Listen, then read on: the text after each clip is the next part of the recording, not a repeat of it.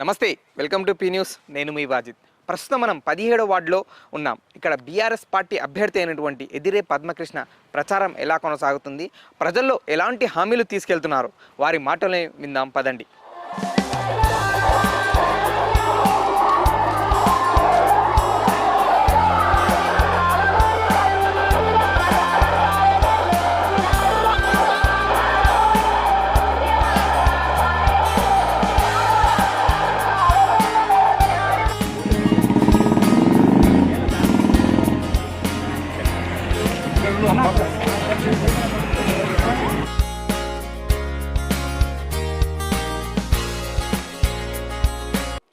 Right, ప్రస్తుతం మనం Parigi municipal ఎన్నికల సందర్భంగా ప్రస్తుతం మనం 17వ వార్డులో ఉన్నాం. బీఆర్ఎస్ అభ్యర్థి అయినటువంటి ఎదిరే పద్మ ప్రచారం ఎలా కొనసాగుతుందో చూద్దాం. ప్రచారంలో భాగంగా BRS youth leader Anil Reddy గారు ప్రచారంలో పాల్గొన్నారు. ఆయన మాటల్లో విందాం ప్రచారం ఎలా కొనసాగుతుంది, ప్రజల్లోకి ఎలాంటి హామీలు ఆయన తీసుకెళ్తున్నారని అనేది ఆయన మాటల్లో విందాం పదండి. అన్న నమస్తే. అన్న నమస్తే. ఇలా 17వ వార్డు ఎన్నికల సందర్భంగా, మున్సిపల్ ఎన్నికల సందర్భంగా ఎదిరే పద్మకృష్ణ గారు మా క్యాండిడేటు. ఇవాళ నా వెంబడి ఇక్కడ మన సురేందర్ అన్న మా సీనియర్ లీడరు, మన వెంకటయ్య సైద్పల్లి, ప్రతి ఒక్కరు మన కార్యకర్తలు, ఇక్కడ లోకల్ లీడర్స్ అందరికీ మళ్ళీ ముఖ్యంగా ప్రజల్లో చాలా మంచి స్పందన ఉంది. ఎందుకంటే ఈ 2 ఏళ్ళు అవుతుంది ఈ ప్రభుత్వం వచ్చి ఒక్క హామీ కూడా నెరవేరుస్తలేదు. మనం అంటే 2000 పెన్షన్ 4000 చేస్తామని కానీ, 2500 లేడీస్కి కానీ, గ్యాస్ కానీ, రైతు బంధు కానీ, ప్రతి విషయంలో మోసం మీద మోసం ఉంది. కాబట్టి పబ్లిక్ ఇలా గ్రహించిండు ఈ ప్రభుత్వాన్ని కంపల్సరీ వాత పెట్టాలనే ప్రయత్నం. ఎందుకంటే ఈ ప్రతి ఎలక్షన్లో మోసం చేసుకుంటూనే పోతున్నారు. కాబట్టి మున్సిపల్ ఎలక్షన్లో ఖచ్చితంగా వాత పెడితేనే వచ్చే 2 ఏళ్ళన్నా వాళ్ళు పనిచేస్తారనే భయం పెట్టాలని పబ్లిక్ కూడా డిసైడ్ అయ్యారు. కాబట్టి ప్రతి ఓటరు కూడా ఎందుకంటే ఒక్క హామీ నెరవేరుస్తారు. ఈ ఎమ్మెల్యే గారు కూడా గత 1 నెల నుంచి ఇనాగ్రేషన్లు చేసుకుంటే టెంకాయలు కొట్ట తిరుగుతుంది. కానీ ఆల్రెడీ 2 ఏళ్ళ నుంచి మనం మా అన్నగారి ఆధ్వర్యంలో ఫస్ట్ విడతలో 15 కోట్లు మనం శాంక్షన్ తెచ్చినాము, దానికి డెవలప్మెంట్ చేసినాం. దాని తర్వాత 25 కోట్లు తెచ్చినాము.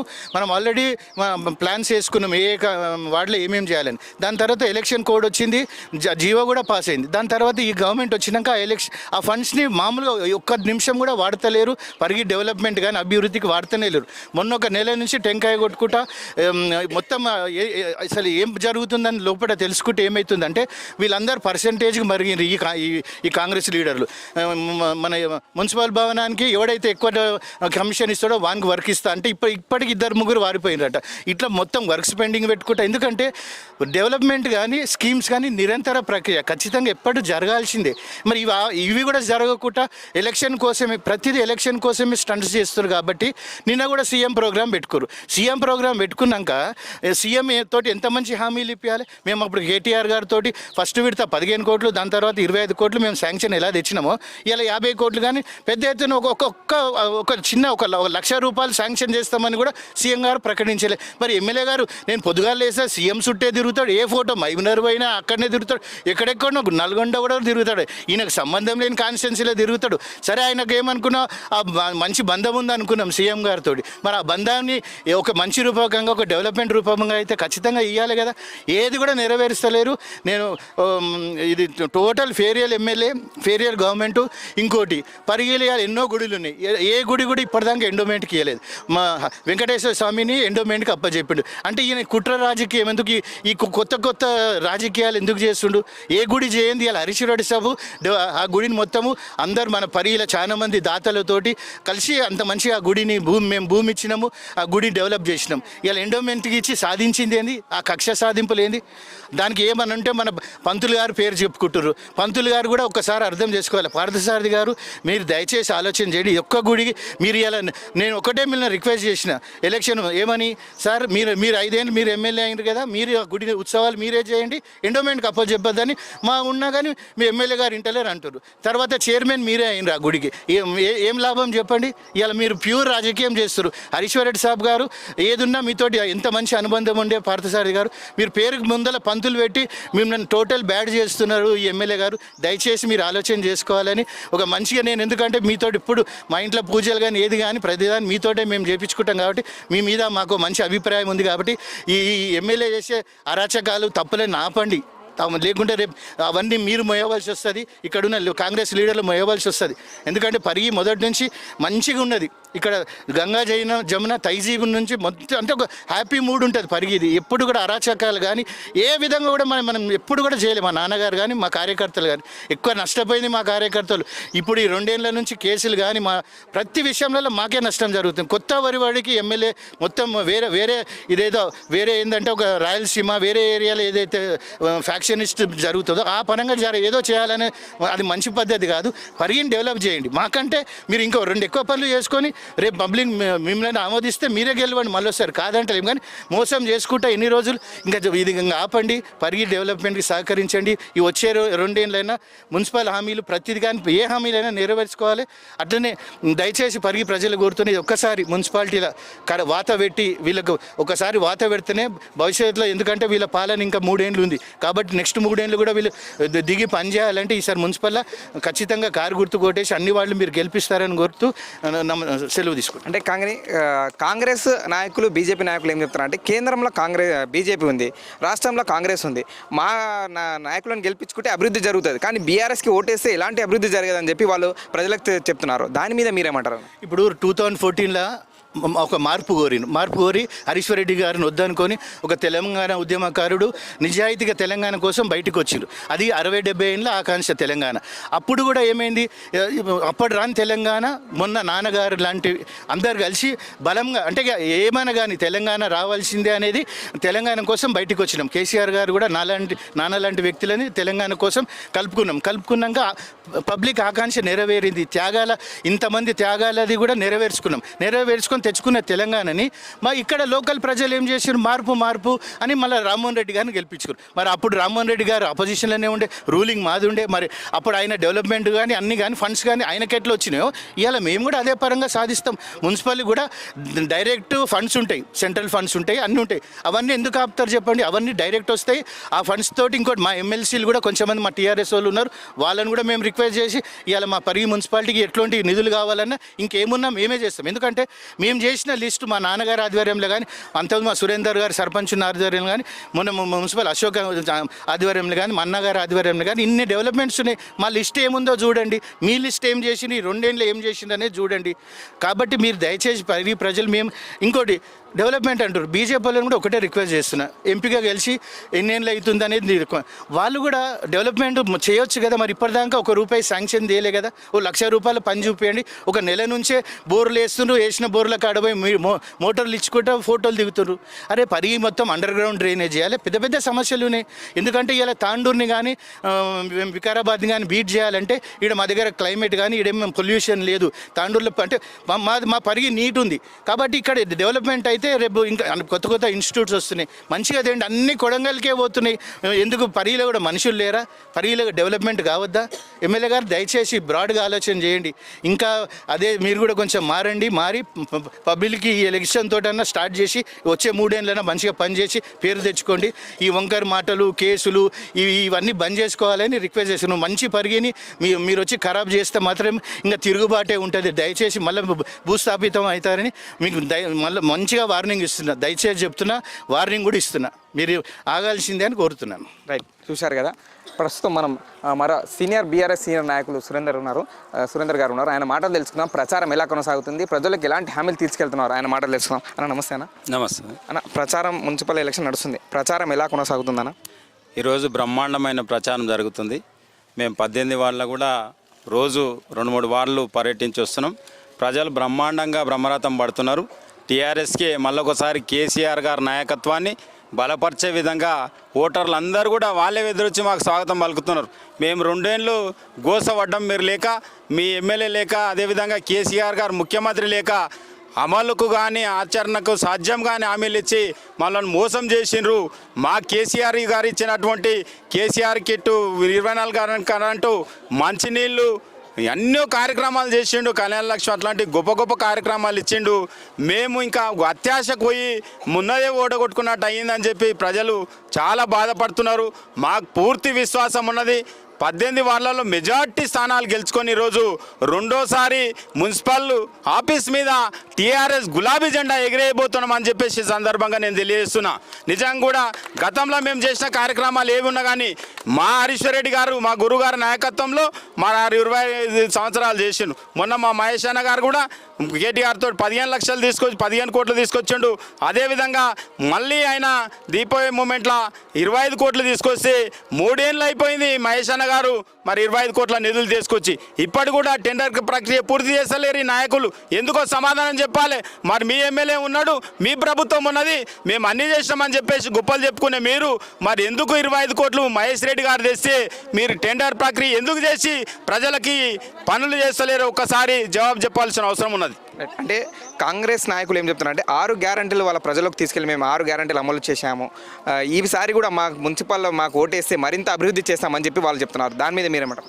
6 గ్యారంటీలు కాదు, 1/2 గ్యారంటీ కూడా చేయలేరు వాళ్ళు చేసింది ఒకటి ఏంటి అంటే ఫ్రీ బస్సు ఆర్టీసీ బస్సులు ఎట్లా ప్రభుత్వం బస్సులు ఉన్నాయి అవి డీజిల్ ఆలే వస్తారు, టికెట్లు ఆలే ఇస్తారు, టికెట్లు అది కనీసం అది పేపర్ కూడా వాళ్ళే ఆర్టీసీ వాళ్ళు ఇస్తారు కాబట్టి ఇలా ఖర్చు ఏం లేదు. మా ఆడోళ్ళు పోయి పాపం ఎక్కి సీట్లు లేక కొట్లాడుతున్నారు, ఊరు తిరిగి వాళ్ళే కొట్లాడుతున్నారు. అది ఒక్కటి చేసేది తప్పిస్తే ఏమీ లేవు. 6 గ్యారంటీలు వాళ్ళు ఏమున్నాయి? నువ్వు 1,00,000 రూపాయలు కేసీఆర్ గారు ఇస్తుంటే తులం బంగారం ఇస్తాం మనం. తులం బంగారం ఏడున్నదో ఒకసారి చెప్పాలి. 24 గంటలు కరెంటు లేదు, కరెంట్ ఎప్పుడు వస్తుందో తెలియదు, ఎప్పుడు పోతుందో తెలియదు. మీరు అదేవిధంగా రైతు బంధు ఇస్తామన్నావు, రైతు బంధు ఏడున్నది? ఒక్కసారి ఎలక్షన్లో ఇచ్చిండు, రెండోసారి ఇచ్చిండు, ఇప్పుడు 4 విడతలు రావాల్సి ఉండే. మరి ఇప్పుడు మరి కేసీఆర్ ఉంటే వరి నాట్లకి ఇప్పటికల్లా మరి రైతు బంధు వస్తుండే. ఏది ఉన్నది ఒకసారి ఆలోచన చేయాలి. రైతు బీమా పథకం లేదు, కళ్యాణ లక్ష్మి లేదు, షాదీ ముబారక్ లేదు, కేసీఆర్ కిట్టు లేదు, అదేవిధంగా మరి 24 గంటల కరెంటు లేదు, ఏది లేదు, ఒక్క గ్యారంటీ కూడా లేదు, వాళ్ళు చేసింది లేదు, శూన్యం గుండుసున్నా. అంటే ఇప్పుడు పరిగి ప్రజలకు మీరు కాలనీ వాసులు ఏంటన్నారు, ఈ 17వ వార్డు ప్రజలకు ఏం చెప్తారు? నేను మా 17వ వార్డు ప్రజలకు విజ్ఞప్తి చేస్తున్నా. మా సోదరిమణులందరూ ఇక్కడ ఉన్నారు, మా యువత ఇక్కడ ఉన్నాడు, మా తమ్ముడు కృష్ణ డైనమిక్ లీడర్, నిజంగా ప్రజల మనిషి, బీదలకు సాయం చేసే గొప్ప మనసున్న వ్యక్తి. డబ్బులు అందరి దగ్గర ఉంటాయి కానీ పంచేటటువంటి హృదయం ఎవరికి ఉండదు. కృష్ణ మీకు అన్ని విధాల పార్టీతో పాటు వ్యక్తిగతంగా మీకు ఏం సాయం చేయడానికి కూడా తమ్ముడు 24 గంటలు మీ ఇంటుంటాడు. తమ్మునికి అండగా మేముంటాం. ఇలా మా సత్యమన్న చచ్చిపోయినా సత్యమన్నకు తేని లోటు మేము తీర్చే విధంగా తమ్మునికి తప్పకుండా మేము సహకారాలు అందిస్తాం. మీరు ఆలోచన చేయండి. మీరు ఆయన నిలబడాయని ఎక్కడైనా మీకు తెలుసు, కడమూరికి వెళ్ళి వచ్చి నిలబడ్డాడు. తమ్ముడు 24 గంటలకి హరీష్ రెడ్డి సార్ ఇంటి పక్కకి ఇల్లు ఉంటుంది, ఇల్లు లేకున్నా ఫోన్ చేసి ఉంటాడు. ఇక ఇక్కడ ఉన్న యూత్ అందరు కూడా ఆల్రెడీ సుపరిచితుడు అన్న తమ్ముతోటి పని తీసుకునేటటువంటి వ్యక్తులు.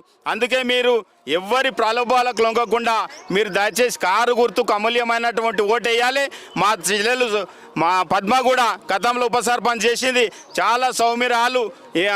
మా ఎక్కడ కూడా ఎట్లాంటి ఆలోచన లేకుండా 24 గంటలు ఆమె వాడి కోసమే కొట్లాడుతుంది. ఆమె ఉంటే అన్న మాకు పైసలు ఇవ్వాలి, మా వార్డులో పని చేయాలని చెప్పేసి బీదల కోసం పనిచేసేటటువంటి మా పద్మను తప్పకుండా ప్రజలు ఆశీర్వదిస్తారు. మేము నిన్న కూడా ముఖ్యమంత్రి గారు సభ చూసినాం, మేము ఎదురు చూసినాం. ఈయన ఏదో చేసిపోతాడు, ఏదో మా మున్సిపాల్ కూడా ఇక పోతుంది, టీఆర్ఎస్ ఓడిపోతుంది అనుకున్నాం. కానీ ఆయన వచ్చేం చేసిండు అంటే పరిగి గుండుసున పెట్టిపోయిండు. ఒక్క రూపాయి ఇవ్వలేడు. మా ఎమ్మెల్యే గారు చెప్పిండు ఇక నేను తెస్తా, వచ్చే ముఖ్యమంత్రి తెచ్చి ఇస్తాడు, కోట్లు ఇస్తాడు, 100 కోట్లు ఇస్తాను. కోట్లు 100 కోట్లు కాదు నాయన, 1 కోటి రూపాయలు కూడా ఇవ్వలేడు మేము ముఖ్యమంత్రి గారు. మా పరిగి ప్రజలకు టోపీ పెట్టిపోయిండు. ప్రజలారా తస్మాత్ జాగ్రత్త. ఎలక్షన్ల మీటింగ్ పెట్టిండు ఆయన, వచ్చిండు పోయిండు, ఒక్క హామీ కూడా ఇవ్వలేదు, 1 రూపాయి ఇవ్వలేదు. ఇంత పెద్ద ఎలక్షన్లో ఆయన 1 రూపాయి ప్రకటించకుంటే ఆయన భవిష్యత్తులో ఏం చేస్తాడో మీకు ఆలోచన చేయాలి. ఆయన ఏమైనా కానీ కోడంగల్ అభివృద్ధి ధ్యేయంగా, కోడంగల్ మొత్తం ప్రజలకు న్యాయం జరిగే విధంగా వాళ్ళే ఓట్లు వేసిన ఒక ఎమ్మెల్యేలాగా ప్రవర్తిస్తున్నాడు. అందుకే మీరు ఆలోచన చేసి తప్పకుండా బీఆర్ఎస్ పార్టీని, కేసీఆర్ గారి నాయకత్వాన్ని మీరు కనుక ఇప్పుడు ఓటు వేయకుంటే మళ్ళీ ఈ 3 ఏళ్ళు కూడా పనిచేయరు. వాళ్ళకు నువ్వు దెబ్బ కొట్టాలి. ఈరోజు మున్సిపల్ ఎలక్షన్లో 18కి 10 టీఆర్ఎస్ గెలిస్తే వాళ్ళకి ఆత పడుతుంది. అమ్మ మళ్ళీ ఎమ్మెల్యే ఎలక్షన్లో కూడా మాకు ఈ లోట్లు వేయరని చెప్పేసి వాళ్ళు ఆలోచన చేసి మనకు పనులన్నా కొంత జరుగుతాయి. అందుకే మీకు లాభం జరగాలంటే తప్పకుండా బీఆర్ఎస్ పార్టీని కారు గుర్తు మీద ఓటేసి మీరందరూ అత్యధిక స్థానాలు బీఆర్ఎస్నే గెలిపించాల్సిందే విజ్ఞప్తి చేస్తున్నాం. రైట్, చూశారు కదా. అంటే ఖచ్చితంగా కాంగ్రెస్కి ఓటేసి మోసపోవద్దని చెప్పి బీఆర్ఎస్ నాయకులు చెప్తున్నారు. ఈసారి మున్సిపల్ ఖచ్చితంగా బీఆర్ఎస్ పార్టీ చైర్మన్గా కూర్చుంటా అని చెప్తున్నారు. ప్రస్తుతం మనం కృష్ణ గారు ఉన్నారు, ఆయన మాట తెలుసుకున్నాం. ప్రచారం ఎలా కొనసాగుతుంది, ప్రజల్లోకి వాళ్ళు ఎలాంటి హామీలు తీసుకెళ్తున్నారు, కాలనీలో ఎలాంటి సమస్యలు వాళ్ళ దృష్టికి వచ్చాయి అనేది ఆయన మాటలు తెలుసుకుందాం.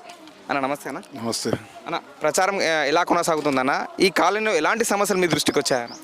కాలనీ మేము ఈ వార్డు కొత్తగా వచ్చినాము. అవును. గతంలో వేరే 4 వార్డులు చేసినాము.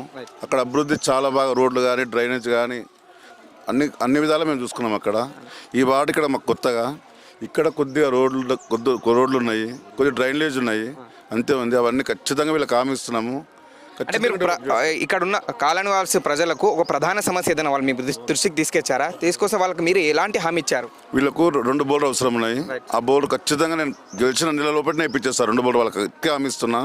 ఇంకా కొన్ని వేరే ఉన్నాయి, అవి కూడా చేపిస్తాము. మేమైతే ప్రజలకు అందుబాటులో 24 hours అందుబాటులో ఉంటాము. మా అపోజిట్లో క్యాండిడేట్ కూడా తెలుసుకోవాలి, వాళ్ళకే చెప్తున్నాం. ఆ క్యాండిడేట్ ఏ విధంగా ఉన్నాడో, మేము ఎట్లున్నాం. మేము 24 గంటలు పబ్లిక్ సేవలోనే ఉంటాం. మేము ఇప్పటికే 4 పర్యాలు మమ్మల్ని గెలిపించారు, ఇప్పుడు గెలిపిస్తారని కోరుకుంటున్నాము. ప్రచారంలో భాగంగా బీఆర్ఎస్ సీనియర్ నాయకులు వెంకటయ్య గారు ఉన్నారు, ఆయన మాటలు తెలుసుకుందాం.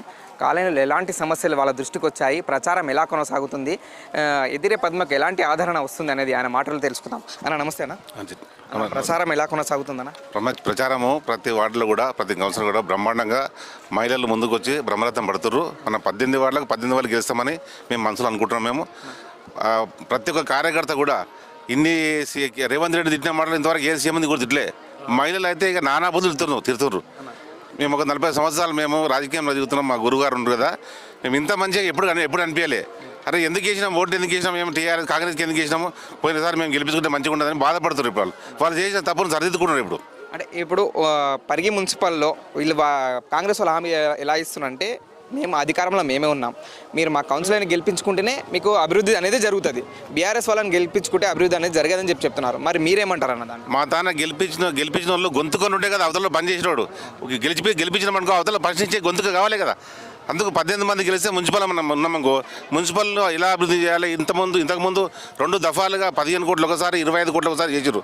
ఆ 25 కోట్లు పనులు చేసినానుకో మన మహేష్ రెడ్డి గారికి, అనిల్ రెడ్డి గారికి పేరు వస్తుందని చెప్పి అక్కడనే పెట్టిండు. ఇలా ఎమ్మెల్యే క్యాంప్ ఆఫీస్ కట్టించినాం మనం.